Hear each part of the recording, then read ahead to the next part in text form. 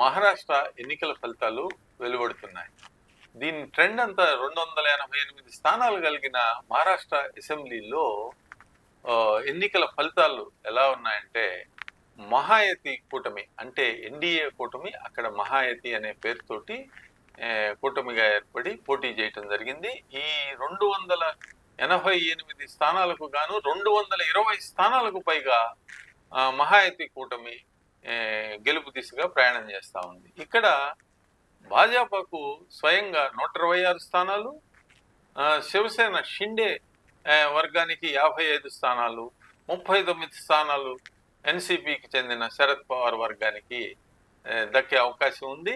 ఇక్కడ తెలుగువారంతా మహారాష్ట్రలో కూడా తెలుగువారు చాలా అధికంగా ఉన్నారు. చాలా ప్రాంతాల్లో ఆ తెలంగాణ బోర్డర్లో కానీ ఆంధ్ర బోర్డర్లో కానీ ఈ తెలుగు వారంతా కూడా ఈసారి మహాయతి కూటమికి ఓటు వేసినట్టు స్పష్టంగా అనాలిసిస్లో తెలుస్తూ ఉంది.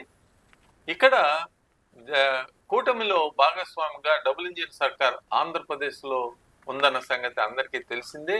ఆ డబుల్ ఇంజిన్ సర్కార్లో భాజపాతో పాటుగా తెలుగుదేశం పార్టీ, జనసేన ఉన్నాయి.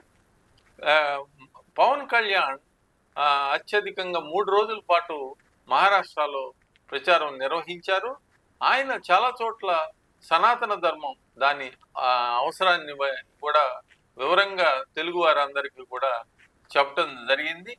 పవన్ కళ్యాణ్ ప్రచారం చేసిన అన్ని నియోజకవర్గాల్లోనూ తెలుగువారు ఉన్న ప్రాంతాల్లో ఆయన ప్రచారం ముఖ్యంగా సాగింది.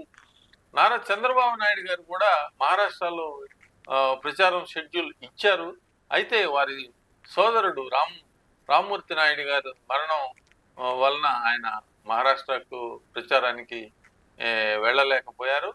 ఏది ఏమైనా తెలుగు వారందరూ కూడా మహాయతి కూటమికి అండగా నిలిచినట్టు స్పష్టంగా ఎన్నికల విశ్లేషణలో తెలుస్తూ ఉంది. అందుకని భాజపా అత్యధిక స్థానాలను మహారాష్ట్రలో సాధించడానికి అవకాశం దొరికింది అనేది యథార్థం. దీంతో పవన్ కళ్యాణ్ గారి చరిష్మా బీజేపీకి ఉపయోగపడటంతో ఆయన భాజపాలో ఆయనకున్న పట్టుని చర్చనీయాంశంగా మారింది. ఇక మరొక తెలుగు రాష్ట్రమైన తెలంగాణ నుంచి బండి సంజయ్ గారు భాజపా తరఫున, మరి మంత్రి కిషన్ రెడ్డి గారు కూడా ప్రచారం చేయటం జరిగింది.